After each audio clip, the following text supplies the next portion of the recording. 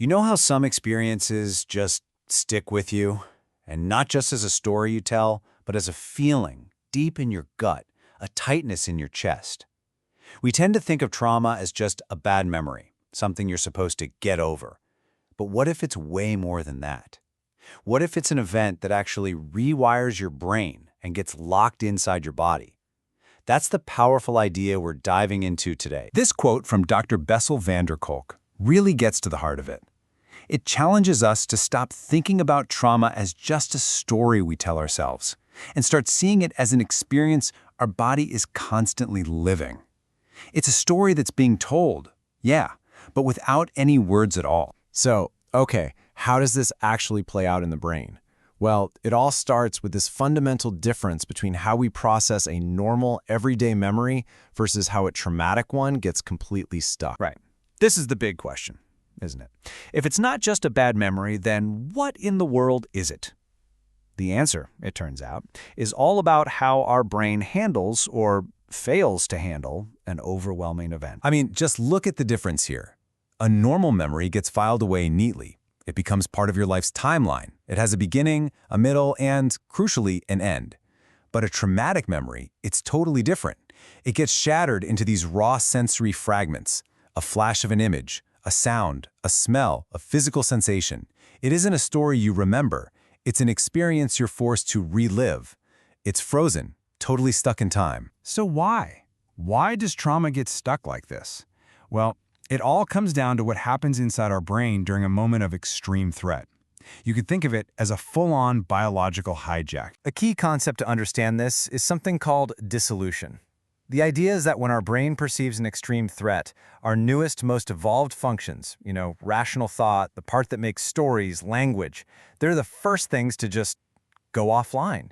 Your thinking brain basically checks out. Seriously, picture it like a hijacking. The most primitive part of your brain, your alarm system, that's only focused on survival, it shoves the rational, thinking brain right out of the driver's seat and takes the wheel. And this isn't a choice. It's a reflex. When your life is on the line, there is no time to think. You just react. And this reaction follows a really predictable script. It's called the defensive cascade.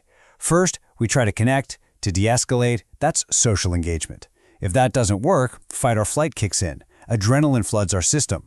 But what happens when you can't fight and you can't run? Your body pulls the emergency brake, hard. It goes into shutdown, a total freeze or collapse.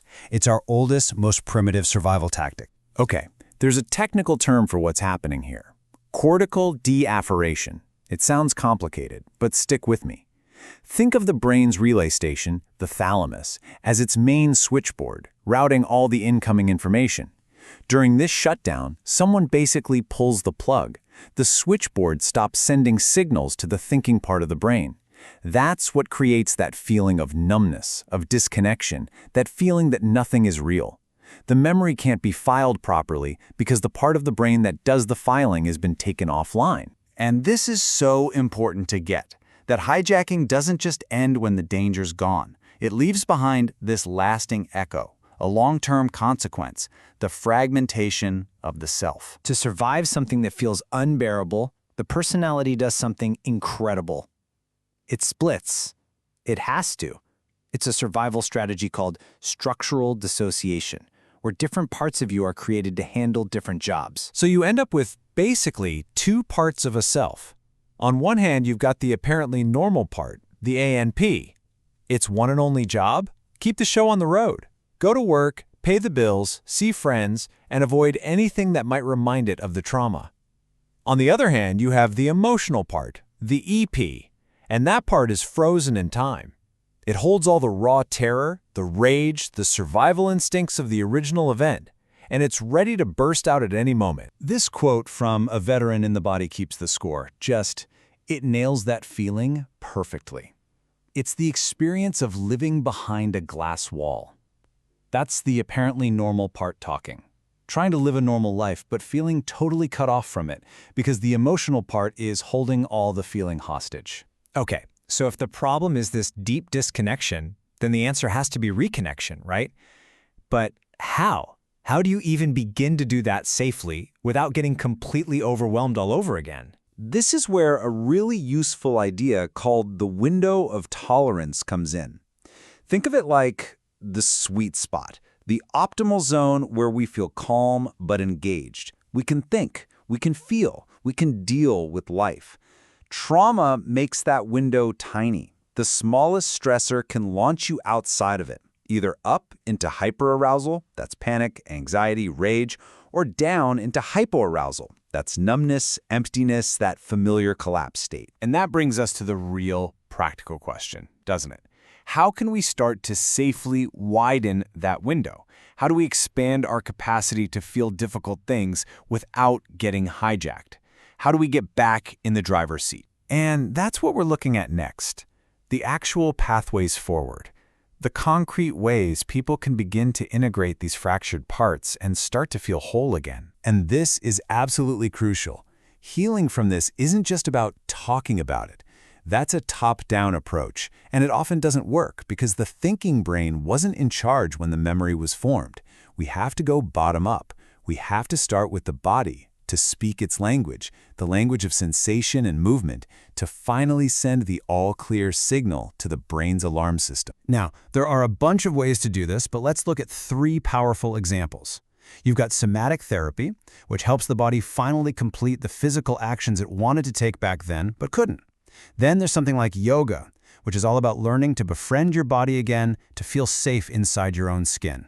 And then there's EMDR, which uses things like eye movements to help the brain's own information processing system finally digest and integrate those frozen memories. And notice the goal here. It's so important. It is not about trying to erase the memory.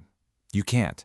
The goal is integration. It's about getting the apparently normal part and the emotional part to start talking to each other again, to come back together into one unified self that can hold the past without being constantly ambushed by it. And when that integration happens, something almost magical occurs. The trauma stops being this terrifying physical reaction that's happening right now. It finally becomes what it is, a memory, a story, something that belongs in the past, where it can't hurt you anymore. And this right here is the ultimate message of hope in all of this. Our brains are plastic. They're designed to be shaped by experience. And the very same power that allowed trauma to wound us is the exact same power that allows us to heal. New experiences of safety, of connection, of feeling in control can literally reshape the brain for the... So I want to leave you with this thought. What if real healing isn't about gritting our teeth and forcing ourselves to get over it? What if it all starts with the radical, courageous act of just turning inward, with compassion, and finally, listening to the unspoken stories our bodies have been trying to tell us all along?